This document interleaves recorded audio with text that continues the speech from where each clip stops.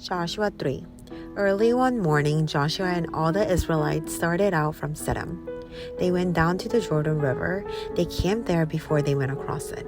After 3 days, the officers went all through the camp. They gave the orders to the people.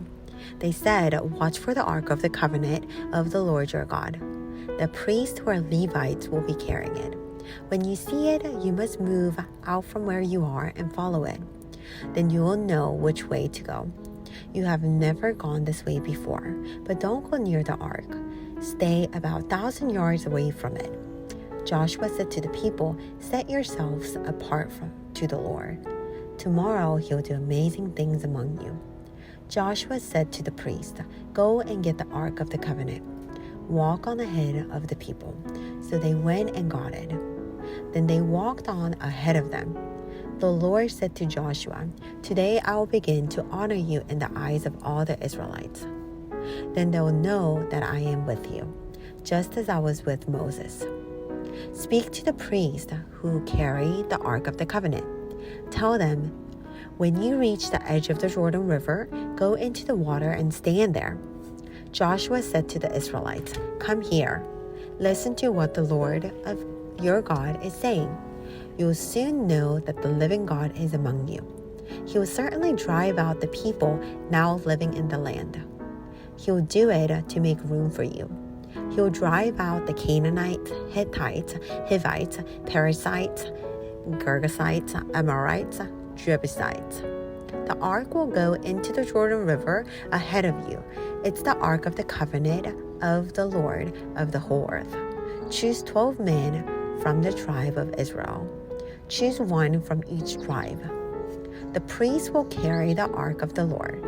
He's the Lord of the whole earth. As soon as the priest stepped into the Jordan, it would stop flowing. The water that's coming down the river will pile up in one place. That's how you'll know that the living God is among you." So the people took their tent down. They prepared to go across the Jordan River. The priest carrying the Ark of the Covenant went ahead of them. The water of the Jordan was going over its bank. It always does that at the time the crops are being gathered. The priests came to the river. Their feet touched the water's edge. Right away, the water coming down the river stopped flowing. It piled up far away at the town called Adam near Zerdan. The water flowing down to the Dead Sea was completely cut off. So the people went across the Jordan River opposite Jericho. The priests carried the Ark of the Covenant of the Lord. They stopped in the middle of the river and stood on dry ground. They stayed there until the whole nation of Israel had gone across on dry ground. Joshua chapter 4. After the whole nation had gone across the Jordan River, the Lord spoke to Joshua. He said, "Choose 12 men from among the people. Choose one from each tribe. Tell them to get 12 stones from the middle of the river. They must pick them up from right where the priest stood. They must carry the stones over all of you, and they must put them down at the place where you will stay tonight." So Joshua called together the 12 men he had appointed from among the Israelites. There was 1 man from each tribe. He said to them, "Go back to the middle of the Jordan River. Go to where the ark of the Lord your God is. Each one of you must pick up a stone. You must carry it on your shoulder. There will be as many stones as there are tribes in Israel. The stones will serve as a reminder to you. In days to come, where children will ask you, 'What do these stones mean?' Tell them that the Lord cut off the flow of water in the Jordan River. Tell them its water stopped flowing when the Ark of the Covenant of the Lord went across. The stone will always remind the Israelites of what happened there." So the Israelites did as Joshua commanded them. They took 12 stones from the middle of the Jordan River. There was 1 stone for each of the tribes of Israel. It was just as the Lord had told Joshua. The people carried the stone with them to keep their camp.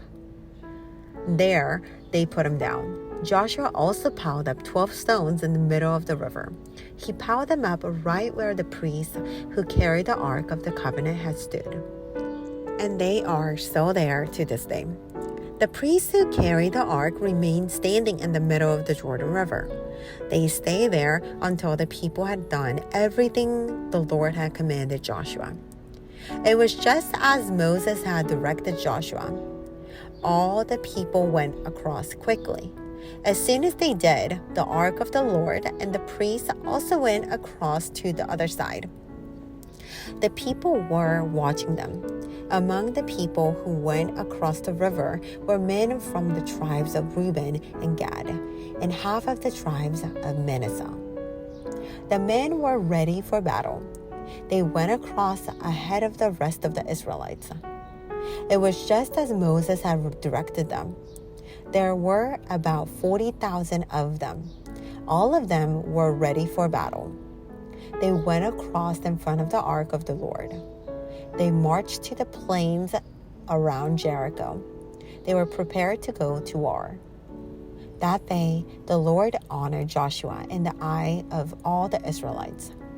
They had respect for Joshua as long as they lived. They respected him just as much as they respected Moses.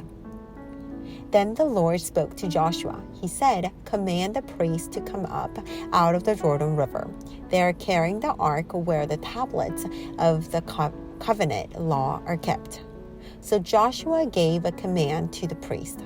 He said, "Come up out of the Jordan River." Then the priests came up out of the river. They were carrying the ark of the covenant to the Lord. As soon as they stepped out on the dry ground, the water of the Jordan began to flow again.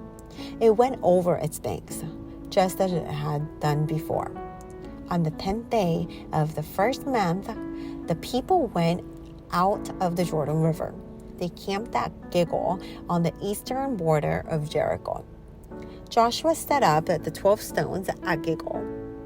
They were the ones the people had taken out of the Jordan. Then he spoke to Israelites. He said, "In days to come, your children after you will ask their parents, 'What do these stones mean?' Their parents must tell them, 'Israel went across the Jordan River on dry ground. The Lord your God dried up the Jordan for you until you had gone across it.' He did to the Jordan River the same thing he had done to the Red Sea. He dried up the Red Sea ahead of us until we had gone across it. He did it so that all the nations on earth would know that he is powerful. He did it so that you would always have respect for the Lord your God."